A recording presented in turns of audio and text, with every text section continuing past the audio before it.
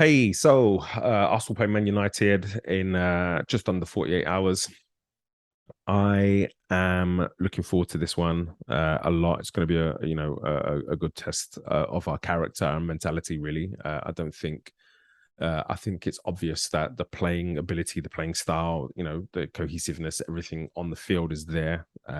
We've shown some really good mental strength coming into a few of these games where we've gone to go down recently, and how we hit him back almost immediately. No heads are dropping. If anything, it galvanizes us. So, this will be another good test going to a tough stadium against one of the rivals. So, looking forward to it. Want to talk joint 11, and this is going to be really easy.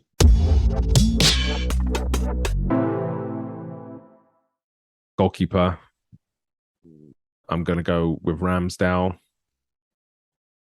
I mean, I think all of the De Gea is a very good shot stopper, but Ramsdale controls his box. He's kicking. He's, all of that sort of stuff is great. Does Ramsdale make mistakes? Yes. Does De Gea make mistakes? Yes. And I think De Gea makes more mistakes than Ramsdale does. So Ramsdale, unequivocally.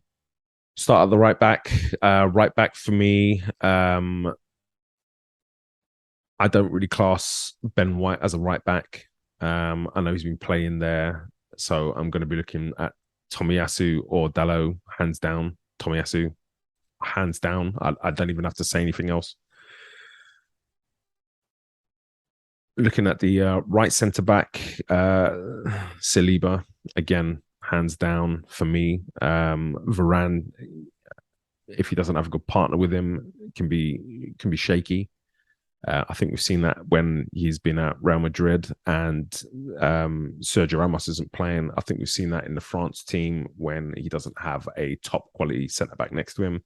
So, looking at the starts to the season, Saliba looks just like he's at a different level. So Saliba for me. Left centre back, Martinez or Gabriel. Martinez has done a good job. He's aggressive. He can play out pretty well. He has a good reading of the game. But everything I've said there, I think Gabriel's done well as well.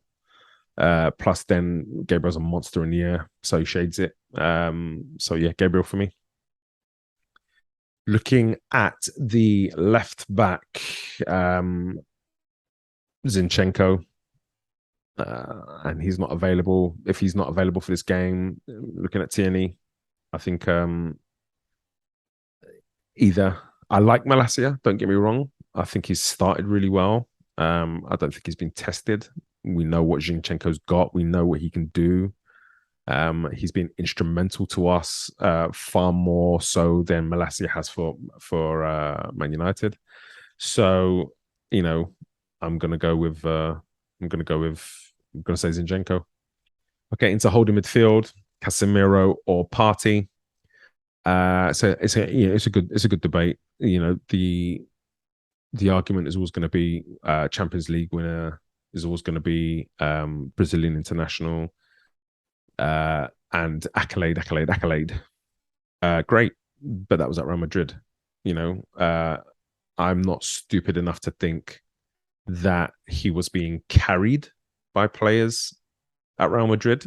You don't go and play for Real Madrid unless you're a top player. So listen, let's just get that out of the way. He's obviously a top player because he spent a long time as a first team player in Real Madrid, at Real Madrid. So for me though, looking at the squads as they are, I think Casemiro had great players around him at Real Madrid who he could do the easy thing of, shut things down, cut passes out, make the tackles and give. I don't think he's going to get that luxury at Man United because I really don't rate the rest of their midfield. I also think when he plays against a team who have good offensive central midfield players, he's going to be pulled apart too much because I don't see Bruno and Ericsson offering much going the other way. That's shouldn't be a slight on Casemiro, but I'm looking at the impact between him and Partey, and I think Casemiro will have less of an impact on Man United than Partey will have on Arsenal. So I'm choosing Partey. Looking at the 8, Arsenal have Xhaka against, I guess, Christian Eriksen. I think for box to box, you're looking at presence in the box, you're looking at ability to play into the box, and you're looking at defensive work because it's a box to box player. And I think Xhaka does all of those things well. I would say Christian Eriksen is probably better at playing forward and creating and finding people, chance creation. But Xhaka definitely does a very good job of getting in the box more so than Eriksen, and then getting back to defend in his own box. So Xhaka for me. Looking at the 10 spot, we're looking at Bruno. We're looking at Odegaard. I mean, Odegaard, for me, hands down, has been a sensation. Works so hard on both sides of the ball. Fernandez, if you can start to frustrate him, he disappears. Is very unreliable. So I'm going with Captain Odegaard, also known as Thor, also known as the Norse god. So yeah, Odegaard. So looking at the right forward position now, we're looking at Saka. Let's bring Elanga into that discussion, and Anthony. Saka has been doing it, is doing it with 2-3 players on him at a time. Just everything about Saka, has to be admired. I think he's a tremendous player.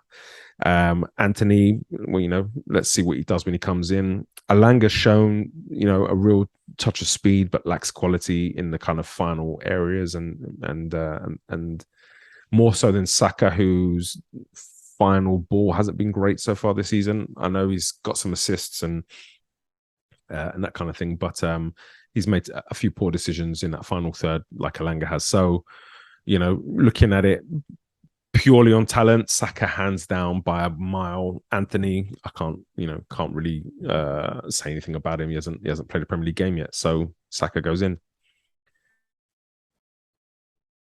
Looking at the left forward position, Martinelli against Rashford. I don't think I've got to say much. Yeah, Rashford's done a decent job in recent games, but he looks a shadow of himself.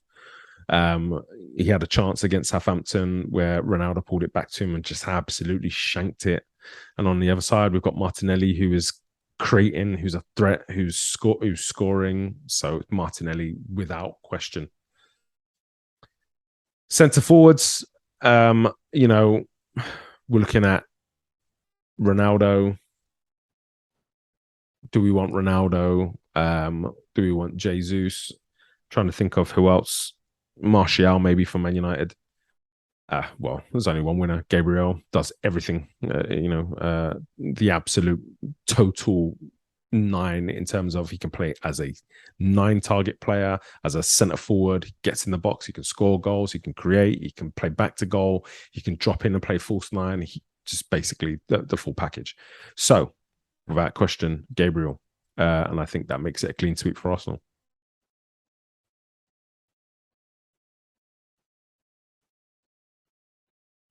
Thank you so much for taking the time to watch my video. Please like and share. If you haven't already, make sure you hit that subscribe button. There's more coming, lots more videos coming. I've also got the podcast, which is going out weekly at the moment. So please subscribe, and don't forget to click that bell so you get notifications about when new videos pop up. All that is left to say, come on, you Gunners!